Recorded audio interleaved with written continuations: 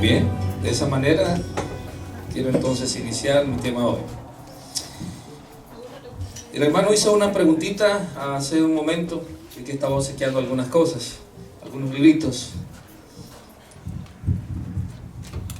Yo quiero preguntar también a ustedes. Sí, gracias. Mi amado. ¿De qué hablamos ayer? ¿De qué hablamos ayer? Eventos, exactamente, ese es el énfasis en la semana. Eventos apocalípticos que describen el gran conflicto. Pregunto, ¿estamos nosotros en un gran conflicto?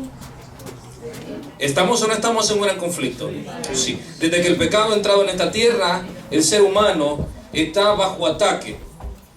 Porque a quien se le había dado la autoridad, o a quienes se les dio la autoridad de sosegar la tierra, gobernarla, dirigirla, fueron a dos personas. ¿Quiénes eran? Adán y Eva. Pero indudablemente debieron ellos ser sometidos su lealtad a Dios, quien era su creador, su padre, y para entonces Dios poder darles a ellos la perpetua eternidad, valga la redundancia en esa terminología, entonces debían primero pasar por una prueba. Al pasar la prueba, reprobaron. Por lo tanto, entonces, eso es un cuadro bien lógico, que entonces ahora gobierna ¿quién? El que ha vencido. Y en ese sentido, ¿quién fue? Satanás. Desde entonces ha empezado una guerra en la tierra entre Dios y Satanás, porque a pesar de que el hombre desobedeció, Dios muestra la iniciativa de buscar al hombre siempre. Aunque el hombre se esconda, y nota, el miedo es ¿de quién? ¿De quién es el miedo? ¿Es de Dios? Es de Satanás. Si es de Satanás, entonces es pecado. Así que tener miedo, ¿qué es? Es pecado. ¿Tienes miedo tú? ¿Has sentido miedo alguna vez? Yo sí. Muchas veces, aunque a veces no lo demuestre. Pero hay temor. Pero la Biblia me dice de que en el temor, ¿qué hace Dios? Echa fuera el temor, ¿de dónde? Del corazón, sino que el perfecto amor se perfecciona en el temor. Quiere decir que Dios siempre es el que muestra la actitud de ¿qué? De búsqueda hacia el ser humano. Y eso hizo con Adán al principio. Muy bien, entonces hablábamos ayer de que hay una revelación que no debe estar escondida. Dios la muestra ¿a quién? A Juan, para que Juan la guarde, ¿verdad? Lo más que pueda y no pueda ser descubierta. No tiene que ser revelada. La revelación de Jesucristo a sus siervos por medio de los profetas, que le dijo que la enviara a las iglesias. Y yo decía ayer, lamentablemente, a veces muchas iglesias por muchas partes del mundo, en vez de abrir y dar a conocer la revelación de Jesucristo en el Apocalipsis, que es un énfasis muy completo, lo están guardando y no están abriéndolo. Está por ahí guardadito y se quedan de una manera tal que pareciera una iglesia más, como la mayoría de iglesias. Pero nosotros somos una iglesia diferente. Somos la iglesia del Dios Altísimo. Y describe entonces el capítulo 1, pasando rápido algunos detalles, que Dios desea de que tanto el que lee reciba esta revelación, pero si el que no lee, también el que oye. Y el Espíritu Santo hace esa obra de grabar e imprimir en la mente del ser humano que está susceptible a recibir este mensaje. Entonces el Espíritu Santo graba en la mente de estos tal mensaje. La Biblia le llama que el que lee y el que oye las palabras de esta profecía es como bienaventurado. Es bienaventurado. Así que Juan empieza describiendo a Jesús de esa manera y argumenta un poco más diciendo que he aquí él viene con las nubes de los cielos y todo ojo y todo ojo le verá. Hay una profecía ahí. Jesús dijo de que aún le verían los que le habían traspasado. ¿Le verán? ¿Le verán o no le verán? Sí, le verán. ¿Estos resucitan cuando Jesús viene o resucitan antes, resucitan después? Cuando Él viene. Pero déjenme decirles que de acuerdo a Apocalipsis, de acuerdo a 1 Tesalonicenses capítulo 4, versículo 17, 14 en adelante, Juan dice de que cuando Jesús viene resucitan los que murieron en Cristo. Pero estos no han muerto en Cristo. Entonces, ¿en qué momento se levantan? Entonces, si es la Nueva Jerusalén, es después de la segunda venida de Jesús, porque es después del milenio. Pregunto, ¿en qué momento? Jesús les dijo a aquellos quienes hicieron su complot para matar y ejecutar al Hijo de Dios. La iglesia, ¿qué iglesia era esa?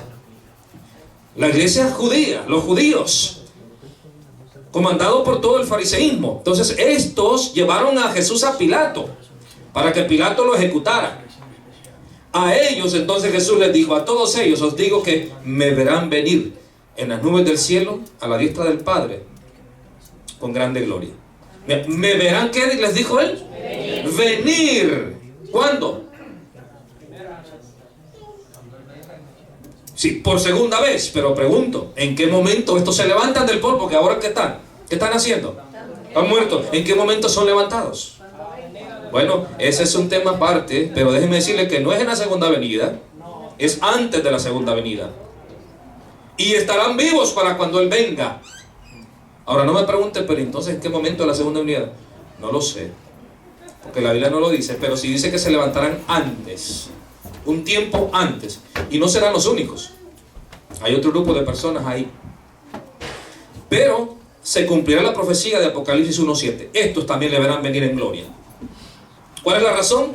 De ver lo que aquel que viene en las nubes del cielo es el mismo que ellos hicieron matar. Que se cumpla que Jesús, el que viene ahí, es el Rey de reyes y Señor de señores, mismo que ellos mataron. Se los dijo Pedro y Juan a los del concilio. Ustedes lo mandaron a matar, ustedes fueron los que lo ejecutaron. Ahora nos están prohibiendo hablar de Él. Se va a cumplir esa parte. Luego viene el momento en el cual Juan dice de que estaba preso y que en el día del Señor en la isla de Patmos. ¿Qué era Patmos? Una cárcel. ¿Para qué clase de personas? Estaba exiliado. ¿Qué clase de personas eran enviadas a Patmos por el imperio babilónico? ¿Qué imperio los mandaba allá? ¿Cuál era el imperio que predominaba? El romano. Los conspiradores, los rebeldes. Entonces allá fue enviado ¿quién? Juan. Y Juan dice en Apocalipsis 1:10 que por causa de ¿qué?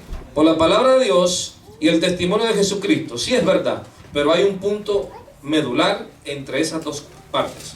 Y es que Juan fue llamado por Domiciano a que adorara una estatua. ¿La estatua de quién? De él mismo. ¿Y qué dijo Juan? ¿La adoró? No. Esa fue el detonante para que fuera enviado ¿a dónde? A una caldera de aceite hirviendo. Murió Juan ahí, ¿no es cierto? Lo más lógico es que hay un caldero de aceite hirviendo y allá es metido una persona. Lo más lógico es que al meterse ahí muera. ¿Pero qué pasó con Juan? ¿Qué pasó con Juan? ¿Salió vivo ahí? Sí. ¿Y sabes por qué lo hizo? Porque esta noche necesita Dios revelarse a ti a través de ese sagrado libro que Juan escribió por revelación de Jesucristo. Amén. Así es que Dios tiene un plan para nosotros. Amén. Luego Juan dice de que había una voz que le hablaba atrás, y esa voz, cuando él vio, ¿a quién vio? ¿A quién vio Juan? A un ser con una descripción que hablábamos ayer, pero que se paseaba en medio de ¿qué? En medio de 7 candeleros. Eso indica que Juan vio a Jesús en qué lugar del santuario celestial. En el lugar santo. ¿Cuál es la evidencia que tenemos que era el lugar santo y no el lugar santísimo o el atrio? ¿Cuántos candeleros habían en el lugar santo? 7. No habían 7 candeleros, era uno. Pero que tenía 7 brazos. Lo que pasa es que el 7 en términos bíblicos significa perfección. Y cuando habla de 7 candeleros, pues indicaba que también era una simbología de ¿cuántas iglesias? De 7, porque si se pasea en medio de los 7 candeleros, indicaba que tanto Jesús como Juan lo ven en el cielo, también Jesús debería ser visto como en la realidad, en medio de su iglesia, las 7 iglesias con las que inicia la era cristiana, o la era de la iglesia primitiva. Con eso entonces entramos al estudio de esta noche. Vamos al libro de Apocalipsis, capítulo 9. Apocalipsis, capítulo 9, versículo 13. Y hoy vamos a hablar acerca de una de las 7 trompetas del Apocalipsis. Una de las 7 trompetas. Déjame decirte algo, que tanto las trompetas como los sellos y las iglesias, ¿cuántas son? 7. Ellas corren desde el año 31 paralelo hacia adelante. Es decir, tanto las iglesias, las 7 iglesias, que arrancan con Éfeso en el año 31 después de Cristo, también los sellos y las trompetas van paralelamente en el mismo periodo de tiempo. Eso no es una invención mía ni de ninguna iglesia, es una invención simplemente del libro de Apocalipsis, que al estudiarlo nos vamos entonces a confirmar que la historia nos reafirma que tal cosa ha sido así. Entonces entramos, Apocalipsis 9, 13. El sexto ángel tocó la trompeta y oí una voz de entre los 4 cuernos del altar de oro que estaba delante de Dios. Hay una sexta trompeta que es sonada, el ángel la ejecuta. Al sonar la sexta trompeta, hay una voz que sale de en medio de los cuernos del altar de Dios. ¿En qué parte del tabernáculo había altar? ¿En qué parte del tabernáculo? A ver, les voy a ayudar. En el atrio había un altar del sacrificio. En el atrio. Ya la palabra dice, altar de sacrificio. ¿Qué se hacía ahí? Se sacrificaban las ofrendas que eran llevadas por los pecadores con efecto de poder recibir perdón de pecados. Pero ¿puede ser ese altar de donde está hablando Juan? ¿Que se oye una voz? No. Entonces, ¿en qué otra parte del tabernáculo había también un altar? ¿En el lugar santísimo? En el lugar santísimo no había ningún altar. Lo que había nada más era el arca. Un arca, llamada así, el arca del pacto, el testimonio. Eso no era un altar, ahí no se sacrificaba nada tampoco. En el lugar santo, ¿qué había en el lugar santo? A ver, yo les dije ayer, recuerden ustedes, ya lo dijimos ahora. Un candelero con 7 brazos. Una mesa al lado norte del tabernáculo, que se llamaba la mesa de los panes de la proposición. Había ahí pan sobre la mesa, símbolo de ¿qué? Del maná, la palabra de Dios, que debía ser cambiada cada sábado. Ese pan como símbolo de que cada sábado también el pueblo de Dios recibe el ¿qué? Alimento espiritual. Pero desde luego estamos hablando del punto de vista literal. Entonces había pan físicamente ahí que lo comían los sacerdotes y que eran cambiados cada sábado. Pero había también un altar de ¿qué? Del incienso, un altar de incienso que estaba justamente antes del velo que dividía el lugar santo del lugar santísimo. Ahí, altar de incienso, se quemaba incienso. ¿Para qué? ¿Como símbolo de qué? De olor grato, que así como es quemado el humo, sube. Y dice Apocalipsis 9 que cuando se quemaba ese incienso, también era, de esa forma simbólica, subían las peticiones que se elevaban hacia Dios en nombre de aquel que intercedía por el pueblo. Entonces dice que de la voz que salía de en medio de los cuernos, porque el altar del incienso tenía ¿cuántos cuernos? 4, porque era no cuadrado exactamente, pero era de una forma vertical, ¿no? Vertical de esa manera, y tenía 4 lados. 4 lados. Y había un cuerno en cada lado. El cuerno en el altar es símbolo de ¿qué? ¿Qué significan esos cuernos? Unos cuernitos que salen hacia a cada herida. a cada esquina. ¿Qué significan esos cuernos? En la Biblia, ¿qué significa un cuerno? Y dice, y vi un cuerno pequeño que salió en medio de los 10, y este era más que los demás. Es pequeño, más poderoso. ¿Qué significan los cuernos? Sí, pero poder. Un poder. Un poder. Entonces significa que de en medio de los 4 cuernos que tiene el altar de incienso, se escucha una voz. ¿Y qué dice la voz? Sigamos leyendo. 14. Diciendo al 6º ángel que tenía la trompeta, desata los 4 ángeles que están atados junto a ¿dónde? Al río Éufrates. Y fueron desatados los 4 ángeles que estaban preparados para la hora, día, mes, año, a fin de matar a la tercera parte de los hombres. Así que nosotros vemos aquí la figura de ángeles que deben de ser ¿cómo? Desatados para proceder. ¿Dónde estaban los demonios cuando a una estrella caída del cielo se le dio una llave para que abriera el foso del abismo y de ahí salieron los demonios? ¿Dónde estaban entonces? En el abismo. Mientras están en el abismo, ¿los demonios pueden obrar maldad? No. Pero una vez son sacados de allá, entonces ¿qué es lo que hacen? La obra que ellos hacen.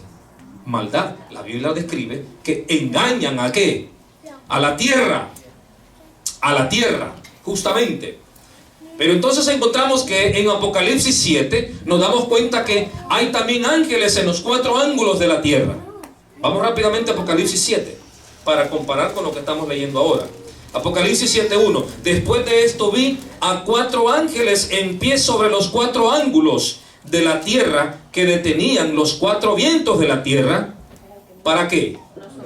Para que no soplase viento alguno sobre la tierra, ni sobre el mar, ni sobre ningún árbol. Y vi también a otro ángel que subía donde sale el sol, y tenía el sello del Dios vivo. Y clamó a gran voz a los 4 ángeles, a quienes se les había dado el poder de hacer daño a la tierra y al mar. Y este otro ángel, que va a los 4 que están ubicados en los ángulos de la tierra, le dice, no haga daño a la tierra, ni al mar, ni a los árboles, hasta que hayamos sellado en su frente a los siervos de nuestro Dios. Entonces, ¿cuál es la razón por la que todavía los ángeles son contenidos a no soltar los vientos sobre la tierra? Porque hay una obra que hacer. ¿Y cuál es esa obra? Sellar. ¿En dónde? En la frente. ¿Sellar qué cosa? ¿Hay que hacerse un tatú en la frente? No. ¿Qué es eso entonces? ¿Es símbolo de qué? De que la verdad revelada de parte de Dios en su palabra, específicamente las verdades apocalípticas que están ahí, que esas verdades las conozcan. ¿Quiénes? Su iglesia, las viva y forme parte de su estilo de vida. Y una vez esas verdades son parte de tu vida, entonces tú vas a irradiar y vas a reflejar el carácter de aquel quien ha dado esa verdad. El asunto es que no es lo mismo vivir esa verdad hoy, cuando no hay opresión ni persecución, bajo un contexto en el cual esa verdad está siendo atacada, y tú que la vives, y tú que la conoces, tú que la respetas, tú que crees en ella, se te es obligado a que no lo sigas haciendo, porque si lo sigues haciendo tendrás problemas. Pregunto entonces, ¿es fácil ser adventista hoy mismo? ¿Es fácil serlo? Eso es de lo más fácil, hermano. Mi pregunta es, ¿será lo mismo ser adventista y guardar el sábado y toda esa verdad preciosa que tenemos nosotros cuando hay una ley que te diga prohibido? Solo lo que indica la ley. Y la ley dice, adora el domingo. Pero resulta que tú adoras el sábado. Y entonces, ¿tú quieres conocer quién es un verdadero cristiano? Es en la dificultad que te das cuenta. Cuando hay cumpleaños, cuando hay celebraciones, cuando hay baby shower, todo el mundo es hermano, todo el mundo es hermano de todo. Pero míralo cuando tú estás en el hospital, o cuando a ti te botaron del trabajo y dices, vamos a orar por usted, hermana, sí, vamos a orar. No es solo orar, ayúdame. Ahí conoces quién es quién. ¿Me entienden lo que estoy diciendo? Ser un cristiano hoy es fácil. Ser un cristiano cuando hay un sistema de gobierno que imponga todo lo contrario a lo que tú crees, ahí entonces el justo aprenderá a vivir. ¿Por la fe en quién? En Jesucristo. Y leemos entonces que los vientos son contenidos en Apocalipsis 7. Pero resulta de que ahora, vamos una vez más a donde estábamos leyendo. Vamos a leer. Y se le dijo al sexto ángel que tenía la sexta trompeta: desata los 4 ángeles. Si en Apocalipsis 7 los ángeles detienen los vientos, en Apocalipsis 9, 13, 14, ¿cuál es la orden? Que los desate. Es decir, ahora es el momento en que la ira de Dios es desatada ¿sobre dónde? Sobre la tierra. Sobre la tierra. Y dice que los 4 ángeles fueron desatados y estaban preparados ¿para qué? Para 1 hora, día, mes, año, a fin de matar a la tercera parte de los hombres. Pero nota, hay un detalle aquí, se nos menciona que los 4 ángeles que estaban atados junto al gran río que Éufrates. Vamos rápidamente al libro de Jeremías. Jeremías capítulo 51. Seamos rápidos al buscarlo, porque necesito sacar ahí algunos detalles con respecto al 51. Jeremías 51. Y dice acá: así ha dicho Jehová, he aquí que yo levanto un viento destruidor. ¿Contra quién? Contra Babilonia y contra sus moradores que se levantan. ¿Contra quién? ¿Qué es lo que hacen los moradores de Babilonia? ¿Se levantan contra quién? ¿Y qué es levantarse en contra de alguien? Oponerse, pelear con él. ¿Quién se levantó contra Dios en el gobierno celestial? Satanás. ¿Y qué pasó? Inmediatamente se rebela contra él. Una guerra. Apocalipsis 12 describe que tanto Miguel y sus ángeles peleaban ¿contra quién? Contra el dragón y sus ángeles. Quiere decir que Babilonia, hablando Jeremías, y mire, Jeremías está hablando de una profecía apocalíptica, porque está hablando de un suceso, de un acontecimiento que tienen repercusiones al final de la historia. Está hablando de Babilonia. En Apocalipsis se habla de una Babilonia.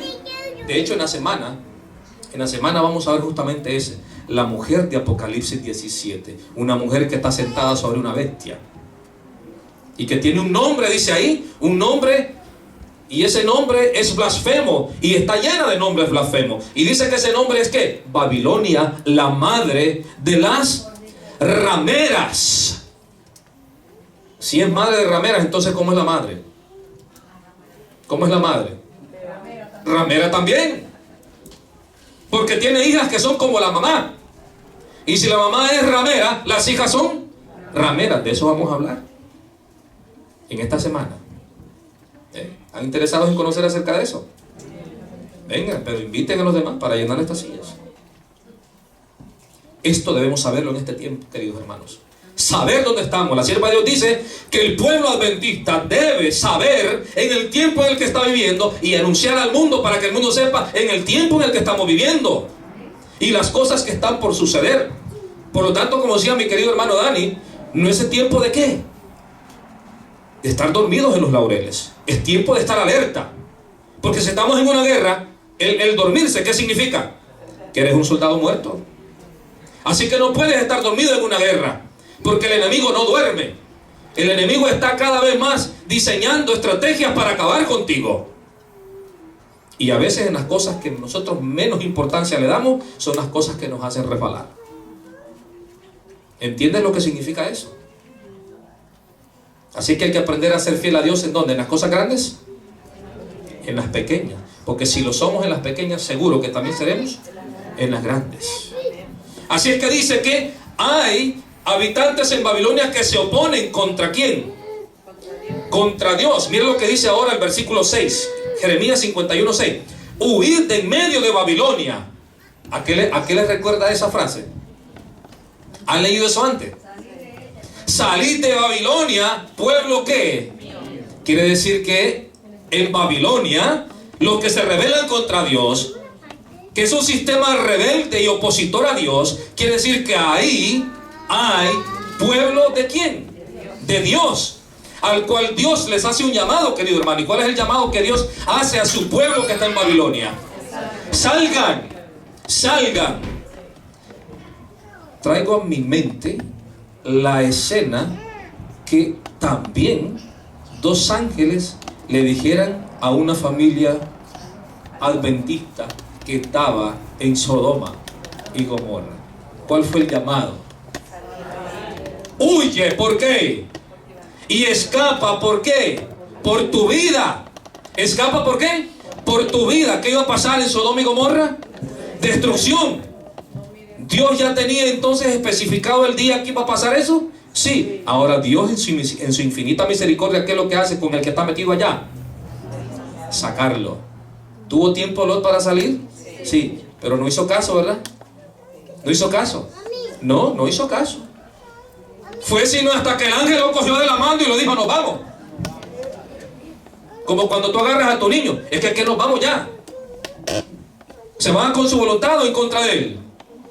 Es que no tiene opción, tiene que irse, porque no es que se va, es que lo llevan. ¿No fue lo que pasó con Lot? Ustedes saben cuál fue la causa por la que Lot se ubicó tan cómodamente en Sodoma, y de hecho su esposa se perdió por eso. ¿Por qué fue? El billete. ¿Nos gusta el dinero? ¿Nos encanta el dinero? Un cheque de $1000 cada semana. Pregúntame cuántos estudios tiene. ¿Cuánto tiempo le hablas al vecino? Hablarle de esta verdad. Pero te interesa más el dinero. Te interesa más la estabilidad y la comodidad. Y te has olvidado de lo más importante. Por eso es que nuestras iglesias están como están, durmiendo. Porque Satanás, como a Lot, ¿qué hizo? ¿Qué hizo? Toma. Y como cuando tú le vas diciendo un billete de ACM, aquí está uno. Sigue. Aquí está otro, mira. Y ahí va. ¿Y cómo vas tú?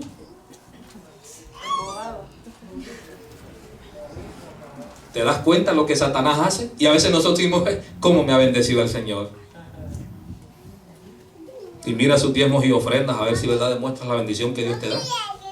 A ver que si viene de Dios. Todo aquello que venga de Dios nunca te aleja de Él, te acerca a Él.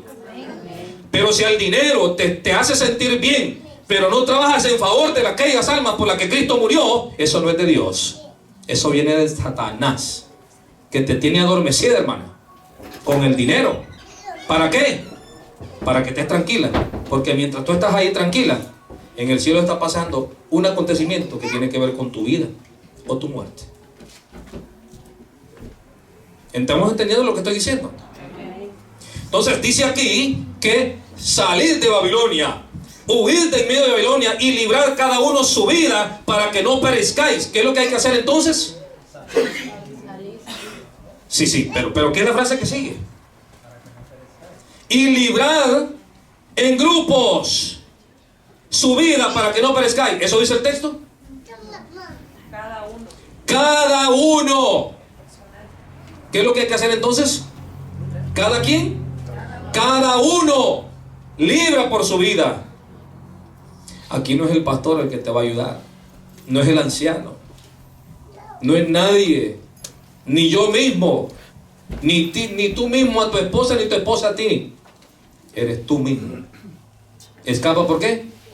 Por tu vida. Pero no cabe duda que tu enseñanza es determinante en tu hogar, para que todos comulguen con la misma idea.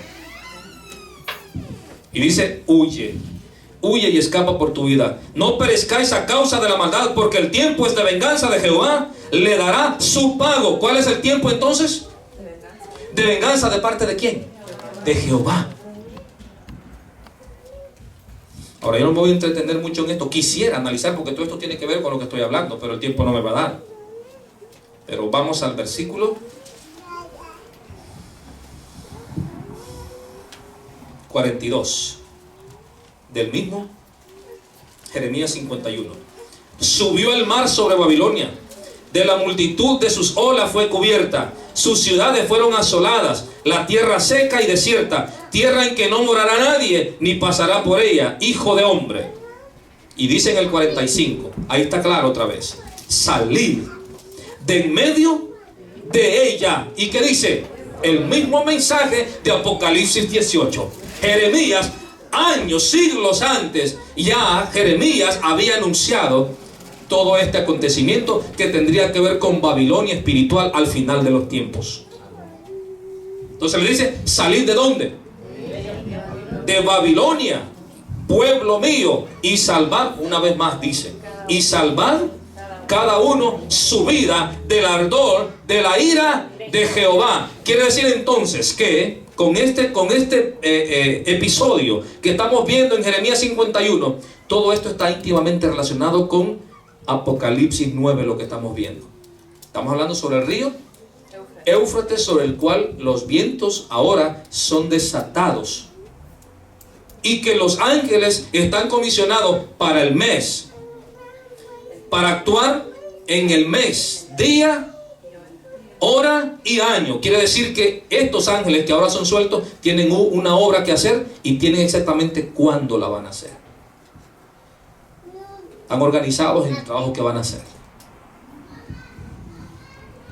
Y finalmente, versículo 60. Escribió pues Jeremías en un libro todo el mal que había de venir sobre Babilonia. ¿En dónde escribió Jeremías lo que había de venir sobre Babilonia? En un libro. ¿Y qué libro estamos estudiando nosotros? Apocalipsis. Apocalipsis, hermana. Porque Apocalipsis es la revelación de Jesucristo, en donde el mundo también debe de conocer hoy. Hoy. Y la escribió en un libro. Todas las palabras que están escritas ¿contra quién? Contra Babilonia. Y dijo Jeremías a Seraías: cuando llegues a Babilonia y veas y leas todas estas cosas, dirás: oh Jehová, tú has dicho contra este lugar que lo habías de destruir hasta no quedar en él morador, ni hombre, ni animal, sino que para siempre ha de ser como asolado. Y cuando acabes de leer este libro, ¿qué va a hacer Jeremías? Dice: le atarás una piedra y lo vas a echar ¿dónde? ¿En medio de dónde? Del Éufrates. En medio del Éufrates. El Éufrates era un río que cruzaba el imperio babilónico. Y para Babilonia el río, que tiene agua lógicamente, ¿qué simboliza el agua para un país? ¿Qué es el agua para ti? Vida. Quiere decir que entonces Babilonia, que tenía su imperio establecido en medio del río Éufrates, y también paralelo cruzaba el río Tigris. Entonces el Éufrates era el sostén y la fuerza del imperio babilónico. De hecho, Darío, ¿cómo derrotó a Babilonia? ¿Cómo? Por el río.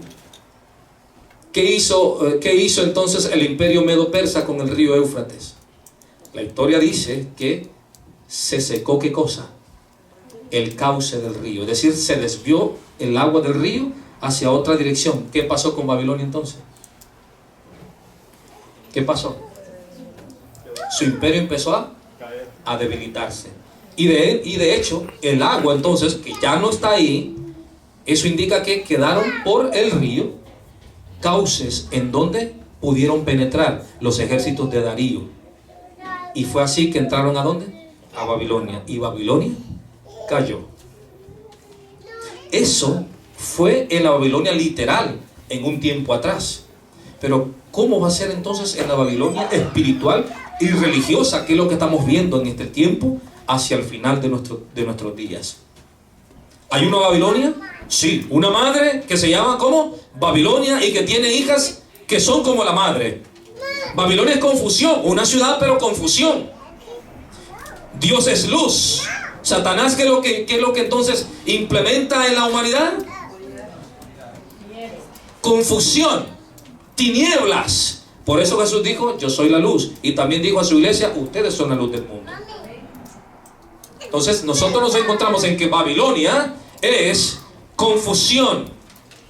Pero nos damos cuenta que entonces, así como Babilonia, el río Éufrates era vida para Babilonia, al final también las aguas del río Éufrates, entonces las aguas en la profecía apocalíptica y de Daniel, ¿qué simboliza? Agua, gentes. ¿Qué hace entonces que Babilonia sea fuerte? Las aguas del río. ¿Y qué son las aguas? Gente. Es decir, que la gente es la realidad de la fuerza para que la confusión que Babilonia espiritual tiene se fortalezca y siga hacia adelante. Por eso resulta de que bajo el contexto de Apocalipsis 18, cuando Dios dice al cuarto ángel, salid de en medio de ella, pueblo mío, quiere decir que Dios, bajo el derramamiento de la lluvia tardía, su Espíritu Santo, a su iglesia fiel, mandará entonces a Babilonia, para que Babilonia en ese momento último, antes de ¿qué? Antes de que sean sueltos estos ángeles, el cuarto ángel de Apocalipsis, bajo el remanente que ha recibido entonces el Espíritu de Dios, la lluvia tardía, va entonces ¿a dónde? A las aguas del río Éufrates, a las aguas de Babilonia, y les dice: salgan de ahí, porque si ustedes no salen de ahí se perderán. Es tiempo entonces que esta gente conozca la verdad del cuarto ángel de Apocalipsis, que está reflejado en Apocalipsis 18. Conocen esa verdad, y esta gente, ¿qué es lo que hace? Tal cual como dice la parábola de los obreros de la viña, los obreros de la hora undécima, a la última hora de trabajo del día. ¿Qué hicieron esto? Fueron a trabajar. ¿Y cuánto se ganaron? Un denario, lo mismo que aquellos que habían empezado desde la primera hora de trabajo del día. En la última hora, antes de que la gracia se acabe, los que están en Babilonia, que han estado viviendo en confusión, toda su vida han creído lo que Babilonia les ha enseñado, viven esa realidad que ellos han conocido como verdad. Bajo ese contexto entonces, la iglesia de Dios va, sus fieles van, bajo la unción del Espíritu Santo van, y les predican que es hora de salir de esa confusión y conozcan la verdad que es en Jesús. Amén. ¿Qué es lo que hace entonces ese pueblo cuando escucha esa verdad? La aceptan a la última hora de su vida, la reciben, la abrazan y vienen ahora a formar parte ¿de dónde? Del pueblo de Dios. Lamentablemente, bajo ese mismo contexto también muchos de los que han militado dentro de la iglesia de Dios, unos vienen de afuera hacia adentro y otros van de adentro hacia afuera. Cuidado que nadie tome tu corona, sino que lo que tú has creído, vívelo y mantente firme y fiel hasta el momento de tu muerte, o hasta que Cristo venga en gloria. ¿Qué es el Éufrates entonces? El que sostenía Babilonia en la Babilonia literal. Pero ¿cuál es el símbolo? ¿Cuál es la realidad de ese símbolo en el tiempo final? Gente. ¿Y qué es lo que hace la gente en Babilonia? Creen a Babilonia y fortalecen el sistema de confusión.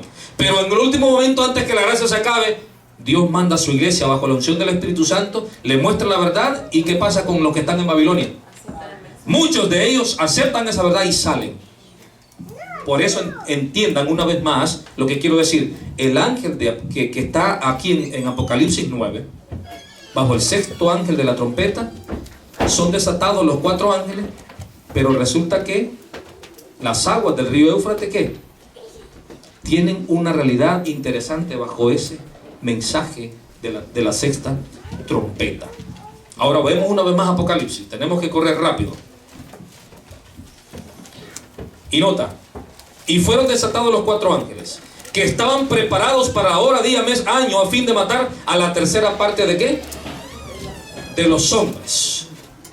Entonces, el que hay un mes, hora, día y año indica que hay un momento en el cual, ¿qué cosa? La gracia se acaba. No hay más oportunidad de salvación. Por eso los que están simbolizados bajo las aguas del río Éufrates son llamados a salir de Babilonia en ese momento. Porque cuando la gracia se acaba ya no hay oportunidad de salvación para nadie. ¿Para quién hay oportunidad de salvación cuando se acaba la gracia? Para nadie. Los casos están decididos para vida o para muerte. Por eso en el último momento los que son fieles en Babilonia, lo que creían, conocen la verdad y son llamados a salir de allá. Y salen de allá. Versículo 16. Y el número de los ejércitos de los jinetes era 200 millones. ¿Y qué dice Juan? Yo oí su número. 200 millones los jinetes.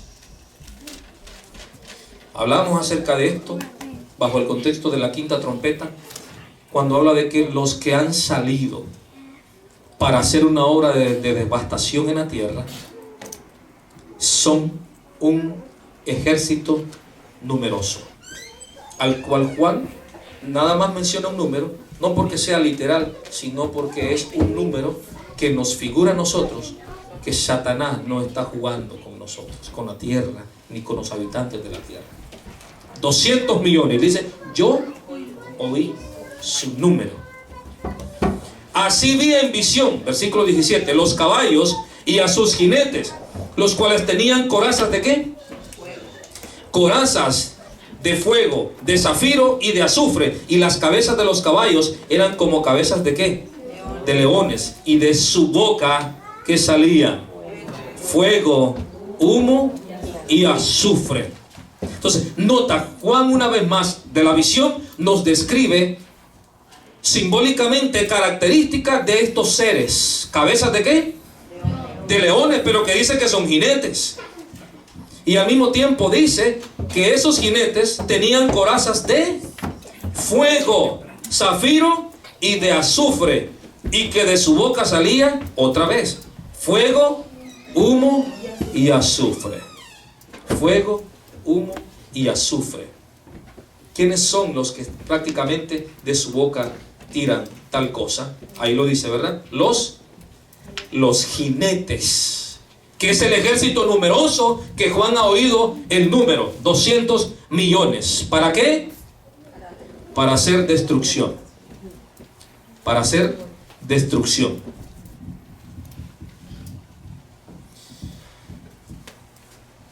Quiero que vayamos rápido a Apocalipsis 14. Vamos a Apocalipsis 14, versículo 9 en adelante. Apocalipsis 14, versículo 9 en adelante. Dice, y el tercer ángel lo siguió, diciendo a gran voz, si alguno adora ¿a qué? A la bestia y a su imagen, y recibe también, ¿qué más? La marca en su frente o en su mano, él también beberá del vino de la ira de Dios, que ha sido vaciado puro en el cáliz de su ira. Y será como. Ahora, ¿quiénes son atormentados? ¿Qué clase de personas son atormentados? Los que adoraron a la bestia, a su imagen, y recibieron en su frente o en su mano derecha su marca. Ellos son los que han sufrido ¿qué? La ira de Dios. ¿Tú sabes lo que significa la ira de Dios? ¿Te gustaría experimentar la ira de Dios? Aprende a vivir entonces para la gloria de Él desde ya. No vivas para ti, vive para Dios. No hables para ti, habla para aquel. Actúa para Él, no para ti. No permitas que todos giren alrededor tuyo como siendo tú el más importante, sino tú con todas las demás personas gira en torno de aquel que es el Todopoderoso.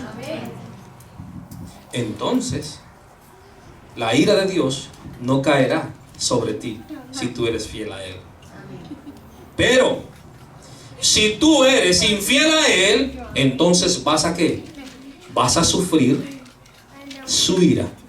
Y hay algunos elementos que están aquí. Dice que es atormentado con fuego y con ¿qué más? Azufre delante de ¿quiénes? De los ángeles del Cordero. Y el humo de su tormento sube por los siglos de los siglos. ¿Y qué es lo que tienen ahora? Volvemos una vez más, pero notan, encontramos en Apocalipsis 14, 9 y 10, que hay, la ira de Dios está presente, y que la ira de Dios sube como humo, y es atormentado aquel que recibe la ira de Dios. Ahora, vemos una vez más, vamos a Apocalipsis 9, estoy citando estos textos como comparación para que entendamos el lenguaje de lo que estamos diciendo en Apocalipsis 9. Y dice que esos jinetes tenían corazas de fuego, de zafiro y de azufre. Y que las cabezas de los caballos eran cabezas de leones. ¿Y qué es y el león qué es? ¿Qué símbolo tiene el león entre los animales? Si es rey, ¿será fuerte? ¿Sí? Es fuerte. Es fuerte. Quiere decir entonces que la cabeza de los caballos cuyos jinetes montan, ¿cómo es? Dice como cabeza de león. ¿Indica qué cosa? Que son fuertes. De hecho, los caballos, tanto en tiempos bíblicos como viniendo un poco más hacia adelante, Los caballos eran símbolo ¿de qué? De animales para ir a la guerra. A la guerra. Cuando una ciudad era sitiada por otra, iban montados sus jinetes ¿en qué? En caballos, como símbolo de que van para la guerra. Por eso dice ahí que entonces los caballos, las cabezas de estos caballos son como leones, es decir, el ejército que ha salido del pozo del abismo, cuyo nombre ha escuchado Juan, que son 200 millones, son entonces un ejército poderoso, fuerte, que están listos para guerrear ¿contra quiénes? Contra el pueblo de Dios. Y que también esto, ¿qué es lo que provocan en los seres humanos que lo aceptan? Ellos no tienen la ira de Dios. Ellos también atormentan, pero no bajo la ira de Dios. La ira de Dios todavía no ha caído sobre la tierra. Apenas se dejan ver algunas pinceladas que Dios permite que se dé. Todas las desgracias que tú ves por el mundo, en la tierra, en el mar, en los cielos, esas cosas no vienen de Dios. Los terremotos no vienen de Dios. Dios quiere que el mundo se salve, no que se muera. ¿Pero por qué suceden? Porque Dios le ha permitido al enemigo de las almas, a Satanás, que obre por un tiempo. ¿Y qué es lo que hace Satanás? Destruir a cuanto más pueda destruir. Por eso que no te asombres si tu hogar está desbaratado, porque Satanás quiere acabar contigo.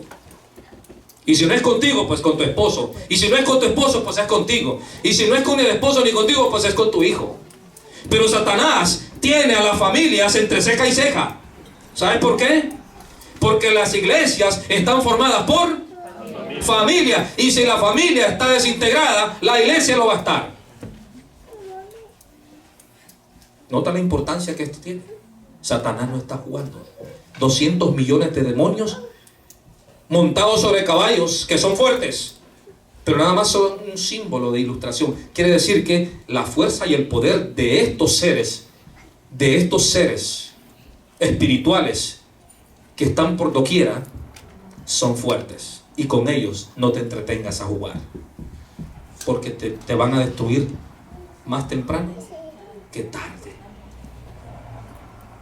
Estos se te van a aparecer en la televisión, en la computadora, en el Facebook, en el Twitter, en tu casa, en tu trabajo.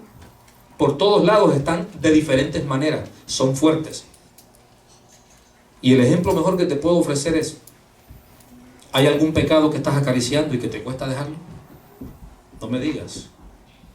Yo no soy quien para escuchar tus pecados, cuéntaselos a Dios. Él es el único que puede con eso. Pero si tienes algún pecado que te ata y que no puedes dejarlo, date cuenta que la fuerza de esos jinetes, ¿cómo es? Pero hay uno que es más poderoso que ellos. Se llama Jesús. El que puede desatar, el que puede romper esas cadenas y el que te puede dar libertad en su nombre. Hay poder en el nombre de Jesús. Hay fuerza en el nombre de Jesús. Hay salvación en el nombre de Jesús. Es Él en quien somos más que vencedores. Pero aquí hay un ejército que está queriendo ¿qué? Acabar. Y tiene el día, mes y hora ¿para qué? Para hacerlo. Pero el ángel de Jehová, dice el libro de los Salmos, acampa en derredor de los que le buscan de vez en cuando. ¿De los que qué? De los que le temen y los defiende. Gloria a Dios por eso. No estamos solos. Aunque hay guerra entre el bien y el mal, entre Dios y Satanás, y estamos en medio de un fuego cruzado, pero ponte del lado de aquel que es el vencedor. El que habita al abrigo del Altísimo morará siempre bajo la sombra del Omnipotente. Así es que el poder de Satanás es fuerte. Sí. ¿Te atormenta también? Sí. ¿Ese poder atormentó a Judas? ¿Atormentó a Judas? Agradécele un poquito a Mel Gibson. Agradécele un poquito. Porque es la única de entre las películas que se han creado acerca de Jesús, la que se acerca un poco más a la realidad. ¿La has visto, La Pasión? ¿La has visto? ¿Has visto a un ser que hace el papel de Judas ahí? Que está ya sentado, decepcionado, porque entregó sangre inocente y de repente llegan por ahí unos niños. ¿La has visto? ¿Y cómo le hacen la vida a Judas desde ahí? De cuadrito. ¿Y hasta dónde lo llevan? Hasta que se guindan. ¿Quién es el encargado de hacer eso? Eso es lo que Satanás quiere hacer contigo. Que te guindes. Porque estás aquí adorando a Dios, pero cuando te vas de aquí, adoras a Satanás. Vuelves otra vez y vienes aquí y adoras a Dios. Y te vuelves a ir otra vez y sigues con Satanás. Llegas a un momento en el cual tú dices que sientes vergüenza contigo mismo. Y parece que todo el mundo sabe que tienes una doble vida. Y más temprano que tarde, entonces los demonios te dicen, ¿no tienes vergüenza? Todo lo que estás haciendo allá. Y resulta que vienes aquí. Y aquí escuchas un sermón y te toca. Y vuelves otra vez allá a meterte. Y vienes otra vez aquí. Al final de cuentas, ¿cuál es la mejor salida cuando tu desesperación es tan grande? Satanás quiere que te guindes. Y en muchos lo ha logrado. En muchos lo ha logrado. Lo he conocido desde pastores, hombres que yo he conocido, y se han metido con otra mujer que no es la esposa. Lo he visto. Eso es lo que quiere Satanás. Acabar con los siervos de Dios. Pero en Apocalipsis 1 nos damos cuenta que Dios tiene en su mano las estrellas, símbolo de ¿quiénes? De los mensajeros de Dios. Y todo aquel que se ubica del lado de él, su luz siempre brillará. Amén. Si han caído otros, mantente firme para que sobre ti no venga. Y aunque venga la tempestad como vimos ayer, Jesús está en la barca. Amén. Y si Jesús está en la barca está más que segura. Amén. Y Él, que es el que lleva el control del timón de la barca, aunque parezca que se va a desquebrajar la barca, la llevará hasta el otro lado. Amén. Su iglesia fiel, de la cual nosotros tenemos el privilegio hoy de formar parte. Mantengámonos fieles. Amén. A ver si se acuerdan ustedes de este episodio. Monte de la Transfiguración. Por allá había un par de discípulos. Después que Jesús estaba hablando ¿con quiénes? Con Elías y Moisés, y que sus rostros brillaban, Jesús bajó. Pero ¿qué le dijo uno de esos discípulos? Mira, pero ¿por qué mejor no nos quedamos aquí? Hacemos una enramadita. Jesús dijo algo ahí. ¿Qué dijo Jesús? Apártate de mí, Satanás, porque me haces estorbo. ¿Quién estaba hablando? ¿Pedro o Satanás?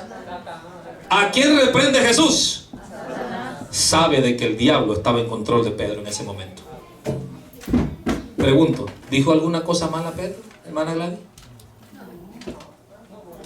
No. ¿Y por qué entonces Dios lo reprende? Porque sabía que en ese momento, cuando Jesús ya bajaba del monte, le esperaba su hora más difícil. ¿Y qué estaba haciendo Satanás? Impedirla. ¿A través de quién lo quería hacer? ¿Y quién era Pedro para Jesús? Un seguidor de él. ¿Te das cuenta que entonces no podemos cantar victoria nosotros? Hasta el más buzo se le cae el balón. Por eso la Biblia dice que el que mire que está como firme, cuidado, porque si no te caes. Y Satanás ha logrado mucho en ese sentido. Así que no es tiempo de dormir, hermanos de Copey. Es tiempo de que esta iglesia se levante. Es tiempo que esta iglesia coja el calor de la iglesia de Dios. Te lo va a demostrar de qué manera. Una iglesia unida, pero en la verdad. Una iglesia fuerte y unida en el evangelismo. Ahí no hay muchos amenes. Amén. Amén. Esa es la razón de esta iglesia aquí. Eso no es para estar aquí viéndonos todos los fines de semana, ¿o sí, hermanos? Es que para que la iglesia se mueva. Porque la razón de la iglesia en esta tierra es para la ganancia de almas. Para salvar las almas de la garra de Satanás, que quiere acabar con el mundo y con la iglesia. Pero Dios tiene una iglesia que es esta. Y esta iglesia vencerá, porque el poder de su Dios la sostendrá.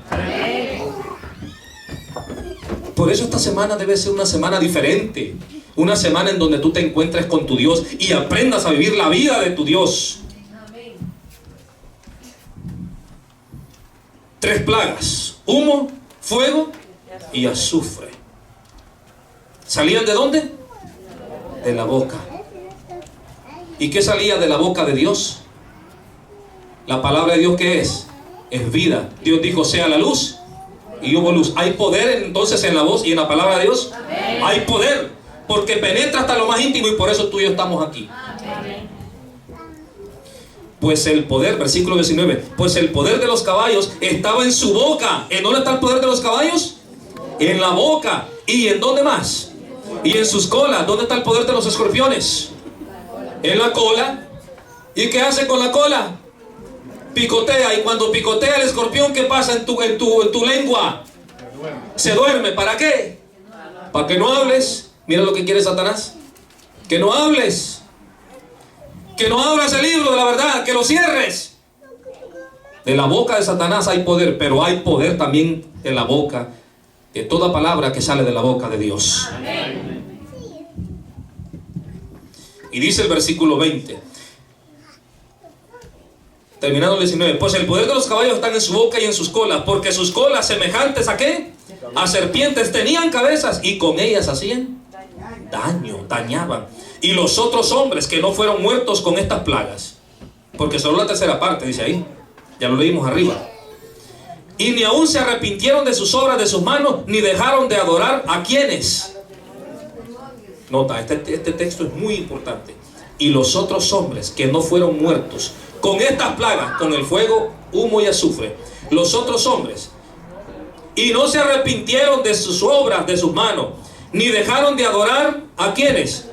A ver, vamos a contar aquí. Vamos a contar. Leámoslo una vez más. Y los otros hombres que no fueron muertos con estas plagas. Quiere decir que hay muchos que han muerto por el humo, fuego y azufre que sale de la boca de estos caballos, que son el ejército que quieren destruir. Sí. Pero dice, ni aún se arrepintieron de las obras de sus manos, ni dejaron de adorar a, número 1, ¿qué dice? Demonios. Número 2, de oro. Número 2. Número 3, de plata. Número 4, de bronce. Número 5 y número 6. ¿Qué número se menciona ahí? ¿Qué número se menciona? 6. 6 tipos de ¿qué? De obra de las manos ¿de quién? De hombre. Así es que los hombres, en vez de arrepentirse de sus pecados y buscar a Dios, no se arrepienten. ¿Y por qué no se arrepienten? Porque ¿quién nos ha adormecido? Ese ejército que está ahí de jinetes, cuyas colas es como ¿de qué? Como serpiente, y cuya palabra de la boca de estos jinetes, de estos caballos que sale humo, fuego y azufre. ¿Y qué hacen entonces estos? Atacan y se apoderan ¿de quién? De los hombres. Pero los hombres, dice ahí, no se arrepienten de sus pecados, porque ¿quién es que los controla? Satanás. Y en vez de buscar a Dios, adoran. 1, una vez más, vamos a ver. Demonios. 2, el oro.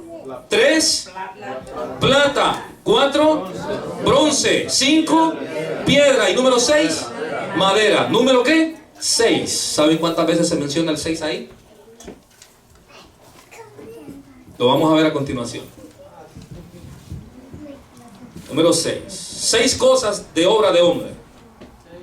Y dice, de madera, los cuales no pueden ¿qué? Ver. ¿Qué no pueden ver? Las 6 obras que vemos ahí. Demonios, oro, piedra, madera, bronce, etc. 6. No pueden ¿qué? Ver. ¿Qué más? Ni oír, ni qué más. Ni andar. 3 veces, ¿qué cosa? Las 6 cosas que ya contamos. Porque todas esas 6 cosas, lo leímos, ¿verdad? No pueden ¿qué? Ver. ¿Cuáles? Las 6 cosas. No pueden ¿qué más? Oír. ¿Cuáles? Esas mismas 6 cosas. Y no pueden ¿qué? Andar. ¿Cuáles? 6. 6. 6. ¿Marca de quién? De hombre. ¿Habías visto el 666 ahí antes? ¿Te das cuenta? que estudiando la Biblia entonces encontramos grandes informaciones. Y dice, y no se arrepintieron de qué más, versículo 21, de sus homicidios, ni de qué más, ni de sus hechicerías, ni de qué más, ni de fornicación, ni de qué más. ¿Cuántas veces se mencionan ahí cosas en ese texto? Cuéntenlo, ¿cuántas? 4. ¿Y qué es el 4? Norte, sur, este, oeste. ¿Esos 4 puntos qué son? ¿Pero símbolo de qué?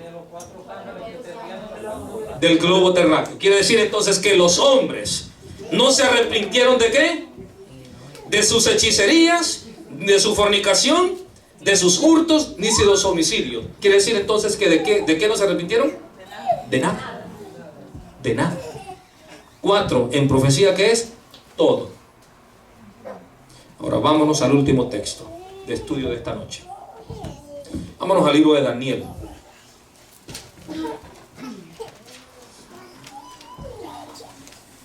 Daniel, capítulo 5.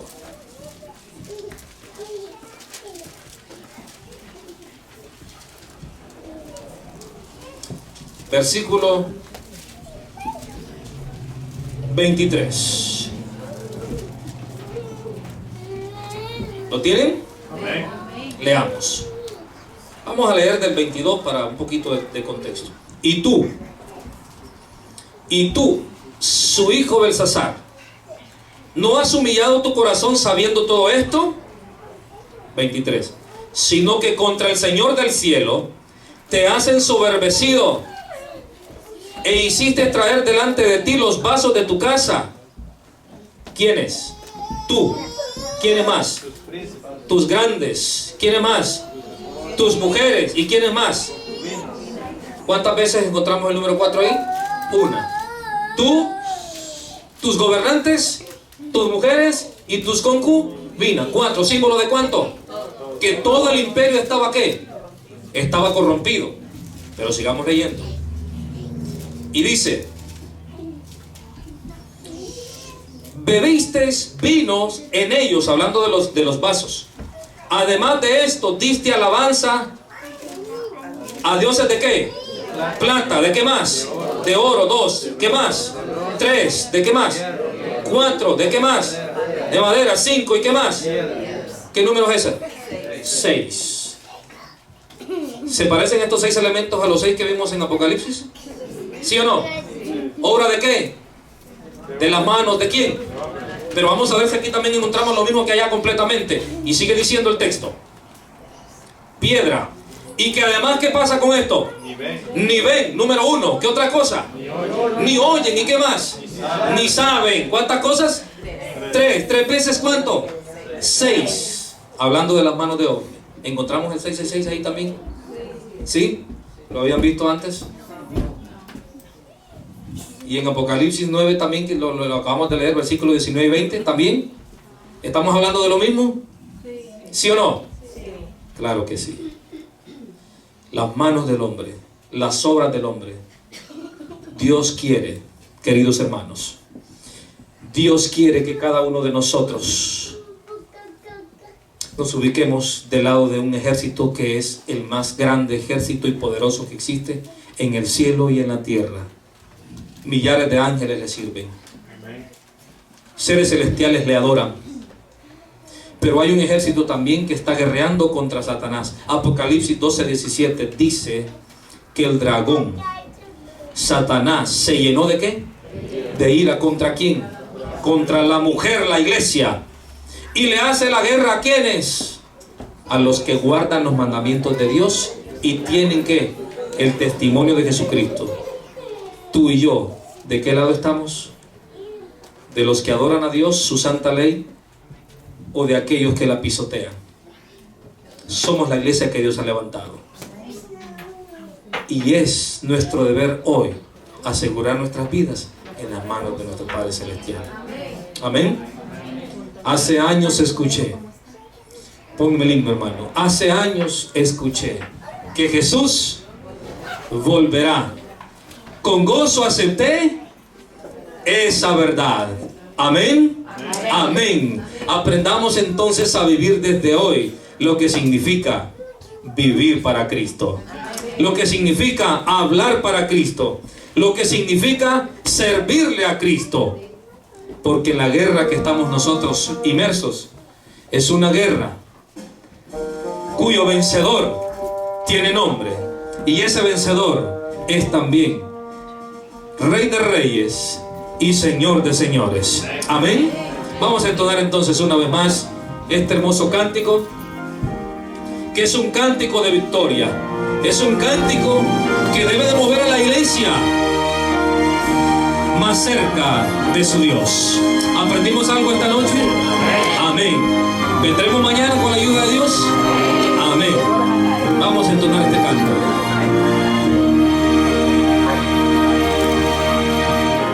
Hace años escuché que Jesús volverá, con gozo acepté esta verdad.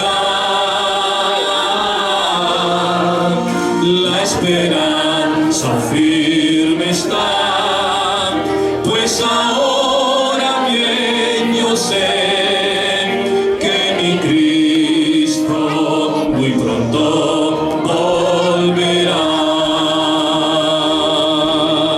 Todo proclama.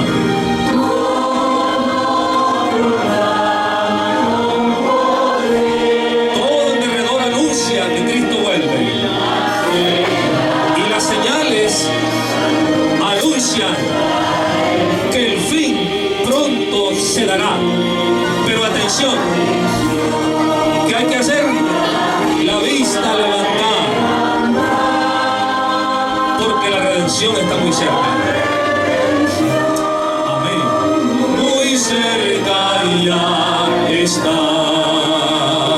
No vienen días buenos, odio y guerra por doquier, violencia y maldad.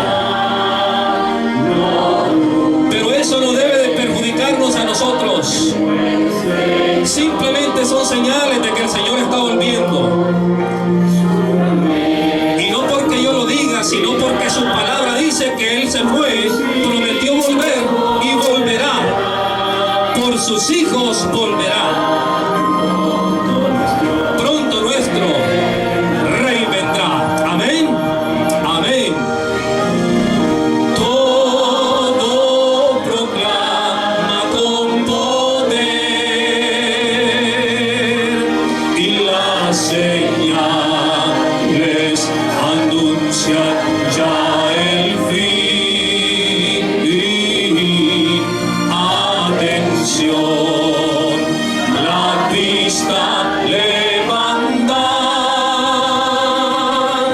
la redención muy cerca ya está.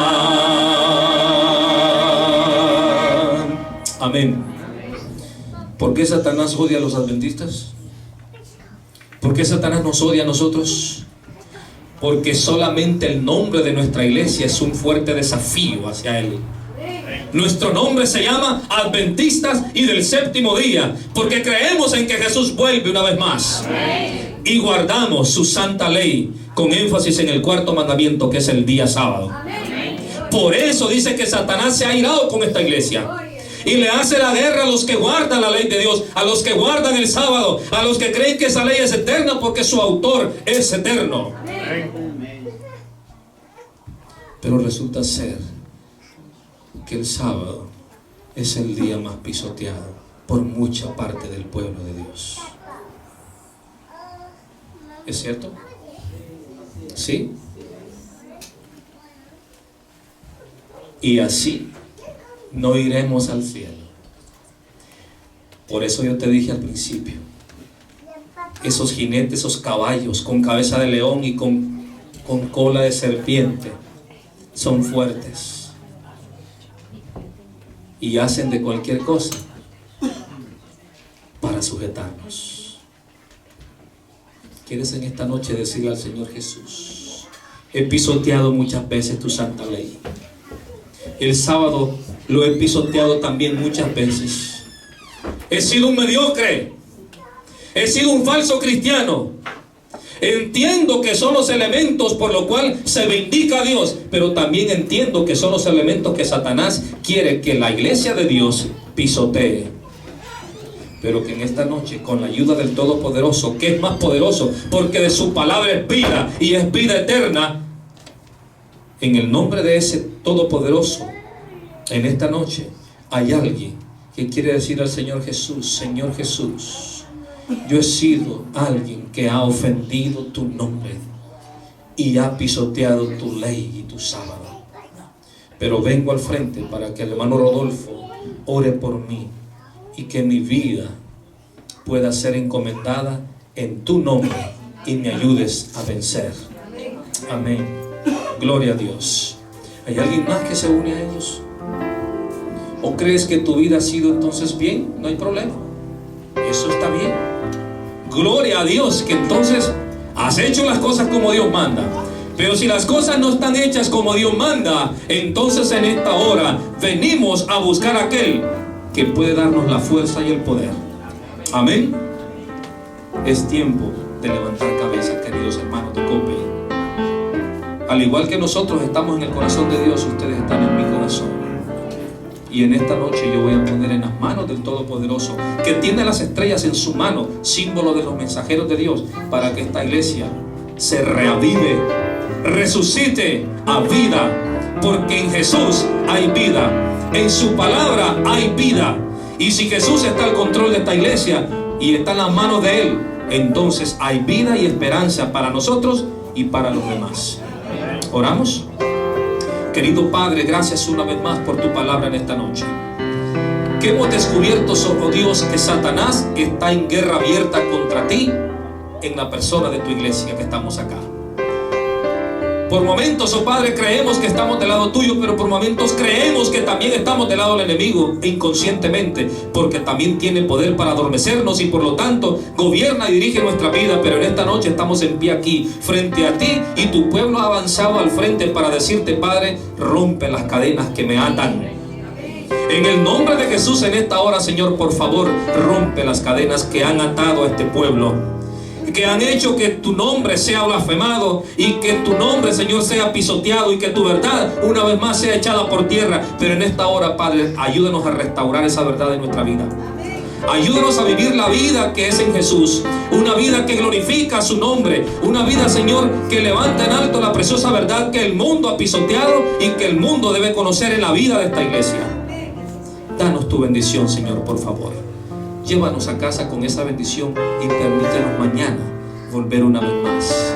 Danos un sueño tranquilo, porque estas horas, que aunque a las 9 debemos terminar este programa, Señor, que estos minutos que nos hemos pasado, que ahora sean de bendición, porque más adelante vamos a querer desear tiempo para hacer esto y no habrá tiempo y habrá sido demasiado tarde. Por eso hay que aprovechar el tiempo hoy y ayúdanos a hacerlo es haciendo tu voluntad y estando en tu presencia. Lo pedimos en el nombre de Jesús. Amén. Amén. Que Dios bendiga a cada uno de ustedes.